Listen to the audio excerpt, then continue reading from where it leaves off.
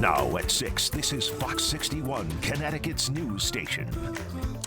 Well, now at 6, the rap sheet of a new London police officer facing domestic violence charges continues to grow. Thanks for joining us. I'm Brent Harden. And I'm Bridget Bjorlo. Julio Gil Martinez was arrested on Wednesday, the 4th time in the last 5 months. He was also arrested on March 17th and in January for violating a restraining order that his ex-girlfriend has against him. The first arrest happened last November in connection to a domestic violence incident. Now, Gil Martinez has been on administrative leave from the New London Police Department. Police Chief Brian Wright released a statement on the recent arrest, and he said, quote, "The situation is a tragedy that impacts not only those directly involved, but also our entire community," end quote. The case is just one of many domestic violence-related incidents in our state, and Fox 61's Alicia Hercules spoke with an advocate about the resources available for victims. What can someone do when they're dealing with someone who constantly violates protective orders related to domestic violence? An advocate says it's important to keep an eye out for the red flags and do not wait to report an incident. These are unfortunately not as uncommon as we want them to be. Attorney James Bergen says that incidents involving repeated domestic violence offenses are scary. But in the case of New London officer Julio Gil Martinez, Bergen finds the case even more disturbing. And when you have a police officer charged with the opposite of keeping the peace, it's disturbing. And then when you have a series, it raises so many questions. What can a victim of domestic violence do if they find themselves in a situation where a partner is constantly violating protection agreements? Megan Scanlon, the CEO of the Connecticut Coalition Against Domestic Violence, says that noticing and reporting the red flags is key in these situations. Anytime that we have somebody that it has a pattern of behavior where they're going to violate a restraining order or protective order that's in place, we as advocates consider that a red flag. Scanlon says that someone exhibiting this pattern of behavior increases the threat level that a victim is facing regarding their safety. Scanlon says it's important to know all the legal protections that a victim can obtain, like a civil restraining order or a criminal protective order, which can be enforced by law, especially if they're dealing with a violent or repeat offender.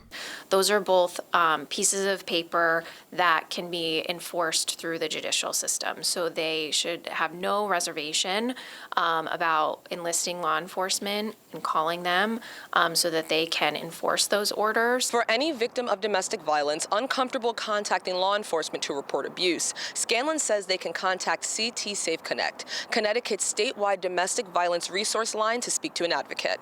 In Hartford, Alicia Hercules, Fox 61. Thank you, Alicia. Now, if you or someone you know is experiencing a domestic violence situation, there are resources out there to help. You can call the National Domestic Violence Hotline or Connecticut Safe Connect Hotline 24/7. Their phone numbers are here on your screen. Well, now at 6, a spokesperson for New Haven Public Schools tells Fox 61 a child took a knife into school and threatened other students with it. We're told it was quickly confiscated and no one was hurt.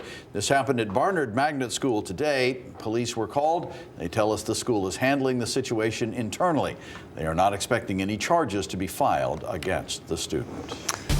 Well, let's turn things over to the weather. Thank goodness the sun wasn't gone for too long. It was another stunning day out there. The weekend will be a different story, although not a terrible story at all. Chief Meteorologist Rachel Frank is here with the first check of the forecast. Rach? And oh, what a story it'll be. We're looking at the potential for highs in the 70s on Saturday, but we're going to have 30s really close by for our neighbors to the north. So it's going to come down to the wire. Lots of sunshine, though, blue sky all across the state. It is 49 degrees right now. It is a beautiful evening for a walk or to have dinner on the deck or patio. 51 currently in Meriden. A bit breezy, gusts up to about 25 miles an hour, but nothing we can't handle. This is a breezy time of year. Overnight lows will be dipping back into the 30s as we head towards daybreak tomorrow. And there is a chance for an isolated shower, although most of the state will stay dry. Heading towards daybreak tomorrow, we're going to begin the day with temperatures in the 30s and partly cloudy skies. By lunchtime, we're seeing mostly cloudy skies or a mix of clouds and sun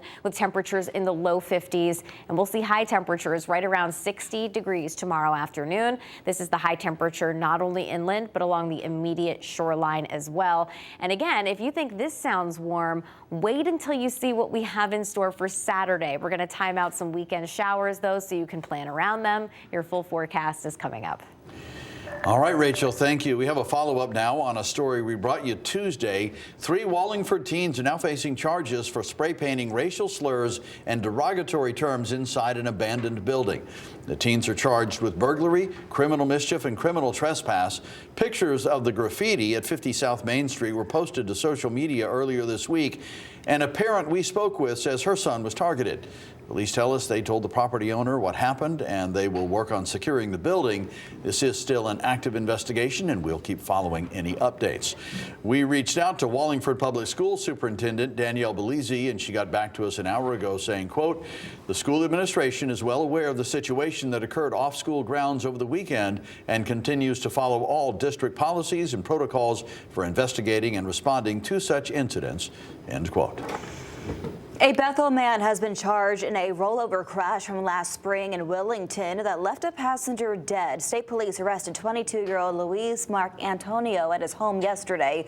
Investigators say he was driving on April 27, 2024 when his car rolled over on River Road. Troopers estimate he was speeding, going about 85 miles per hour in a 45-mile-per-hour zone. His passenger, Maria Cardoso de Mata, wasn't wearing a seatbelt and was ejected. She died at the scene. Mark Antonio is now charged with manslaughter, reckless driving, and multiple counts of reckless endangerment. He posted his $35,000 bond and is due in court April 8th. Well, new tonight, a man is suffering from life-threatening injuries right now after New Haven police say he was hit by a car. Police responded to the 400 block of Foxen Boulevard around 10:30 last night, and that's where they found firefighters treating the victim. The driver stayed on scene, and we're told it appears the man didn't use the marked crosswalk. If you saw anything, you're asked to give New Haven police a call. And take a look here. There was quite the backup on I-91, the north ramp in East Hartford. This morning, officials say a driver crashed when trying to get away from police. It happened just before 11 this morning. Police say a driver intentionally rammed into the cruiser and then drove off. When the driver tried to get onto I-91 north, they crashed. The driver was arrested, and thankfully, no one else was injured. And new here at 6, state police want drivers to avoid a road closure in Putnam tonight because they say a car crashed into a telephone pole. State police tell us it happened on Providence Pike near Tucker Hill Road just before 10:45 this morning. Minor injuries are reported. Eversource and the Department of Transportation have been notified, and crews are on scene replacing that pole. Video of an ICE agent ambushing a Turkish Tufts University student in Massachusetts has gone viral. Ramesa Ozturk is the latest immigrant to be swept up in the Trump administration's crackdown on student protesters of war in Gaza. She was arrested on Tuesday, and you can see undercover ICE agents walk up and detain her. Ozturk's lawyer says she was brought to a detention facility in Louisiana despite a judge ordering that she be kept in the state. Homeland Security spokespeople say she, quote, engaged in activities in support of Hamas. They did not provide any evidence.